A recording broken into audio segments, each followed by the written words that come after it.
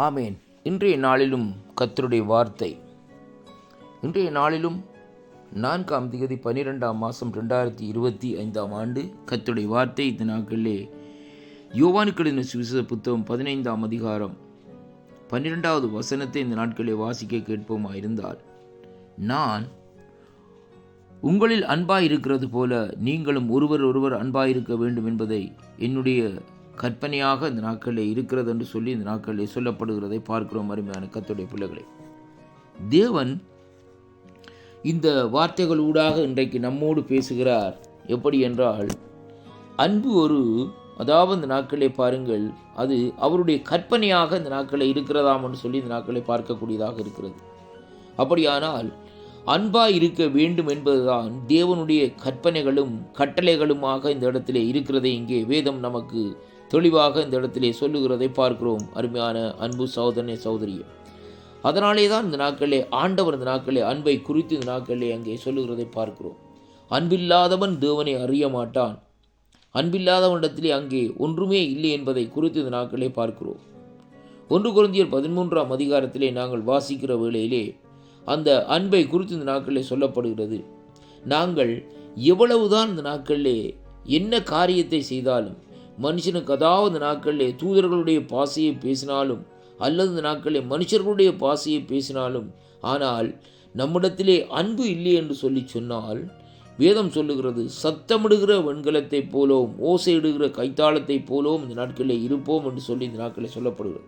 அருமையான கர்த்தருடைய பிள்ளைகளே, கர்த்தருடைய ஊழியத்தை நாங்கள் செய்கிற வேளையிலும் நாங்கள் ஒரு பெரிய தீர்க்க தரிசனம் உரைக்கிறவர்களாக இருந்தாலும் அல்லது இந்த நாட்களில் பெரியொரு கர்த்தருடைய வார்த்தையை பிரசங்கிக்கிறவர்களாக இந்த நாட்களில் இருந்தாலும், இந்த நாட்களில் அல்லது இந்த நாட்களே பாருங்கள், இந்த நாட்களிலே பெரிய விசுவாசம் உள்ளவர்களாக இந்த நாட்களில் இருந்தாலும், மலைகளை பேர்க்கத்தக்க விசுவாசம் உள்ளவர்களாக இந்த நாட்களில் இருந்தாலும், ஆனால் ஒரே ஒரு காரியம் நமக்குள்ளே இல்லை என்று சொல்லி சொன்னால் அங்கே ஒன்றுமே இல்லை. பாருங்கள், நாங்கள் தான தர்மங்களையும் கூட செய்யலாம் அல்லது இந்த நாட்களிலே எப்படிப்பட்ட காரியங்கள் இந்த நாட்களில் செய்த நமக்குண்டான எல்லாவற்றையும் மற்றவர்களுக்காக இந்த நாட்களை கொடுக்கலாம்.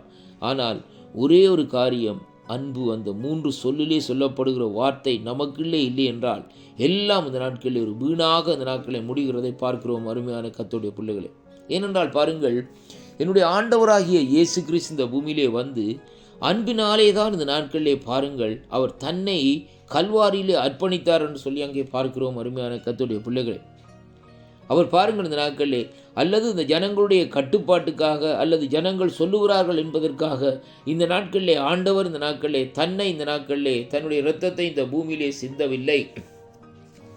அவர் அங்கே வேதம் சொல்லுகிறது, அன்பினாலே தான் இந்த நாட்களிலே அவர் கல்வாரியின் அன்பினாலே தான் நம்மை இழுத்து கொண்டார், நமக்குள்ளே அந்த ரட்சிப்பை தந்தார் என்பதைத்தான் இந்த வார்த்தையூடாக இன்றைக்கு நாங்கள் கற்றுக்கொள்ளக்கூடியதாக இருக்கிறது. அருமையான கர்த்தருடைய பிள்ளைகளே, ஒவ்வொரு கிறிஸ்தவனும் இந்த நாட்களிலே அன்பாக இருக்க வேண்டும், அன்புள்ளவனாக இருக்க வேண்டும். ஏனென்றால் கிறிஸ்துவனுடைய சாயலாக இன்றைக்கு நாங்கள் மாற்றப்பட வேண்டுமா இருந்தால் நமக்குள்ளே அந்த அன்பு இந்த நாட்களிலே புறப்பட்டு வர வேண்டும் என்பதைத்தான் கர்த்தருடைய வார்த்தை இந்த நாட்களிலே நமக்கு கற்றுத்தருகிறதை அங்கே காண்கிறோம். அருமையான கர்த்தருடைய பிள்ளைகளே, அதனாலே அன்பு பிள்ளைகளே, இந்த நாட்களிலே நாங்கள் எதை செய்தாலும் அன்போடும் முழு இருதயத்தோடும் முழு ஆத்மாவோடும் அதாவது முழு அன்போடும் இந்த நாட்களிலே செய்யும்படியாகத்தான் இன்றைக்கு சொல்லப்படுகிறதை பார்க்கிறோம். எந்த காரியத்தை செய்தாலும், யாரோடு பேசுகிறதா இருந்தாலும், யாரோடு எதை செய்கிறதா இருந்தாலும் அதை நாங்கள் அன்பினாலே நிறைந்தவர்களாய் அன்பிலே இந்த நாட்களை செய்யும்படியாகத்தான் இந்த வார்த்தை நமக்கு கற்றுத்தருகிறதை பார்க்கிறோம். அருமையான அன்பு பிள்ளைகளே, பிள்ளைகளே, இந்த நாட்களை பாருங்கள், ஆண்டவர் இந்த நாட்களை சொல்லுகிறார், நான் இந்த நாட்களே அதாவது உங்களிலே அன்பாய் இருக்கிறது போல நீங்களும் மற்றவரிடத்திலே அன்பாயிருங்கள் என்று தான் இந்த வார்த்தை சொல்லுகிறதை பார்க்கிறோம்.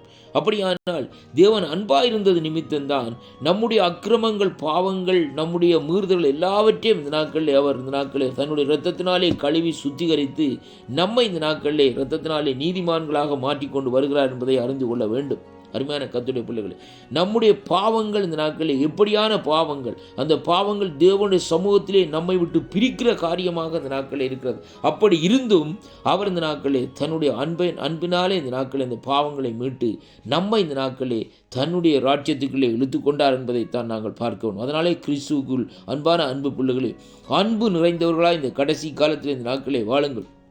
கடைசி காலத்திலே அன்பு தணிந்து போகும், கணவன் மனைவி அன்பு தணிந்து போகும், பெற்றோர் பிள்ளைகளுடைய அன்பு தணிந்து போகும், உறவினுடைய அன்பு தணிந்து போகும்.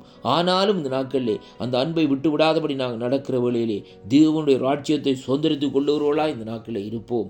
இந்த வாக்குத்தத்தம் இன்றைக்கு உங்களுடைய வாழ்க்கையிலே ஒரு திருப்பத்தையும் மாற்றத்தையும் ஆசீர்வாதத்தையும் இந்த நாட்களில் கொண்டு வரும் என்று நான் விசுவாசிக்கின்றேன். வாக்குத்தத்தங்களை விசுவாசியுங்கள், கர்த்தரிடத்திலே திரும்புங்கள், அன்பாயிருங்கள். கர்த்தர் ஆசீர்வதிப்பாராக.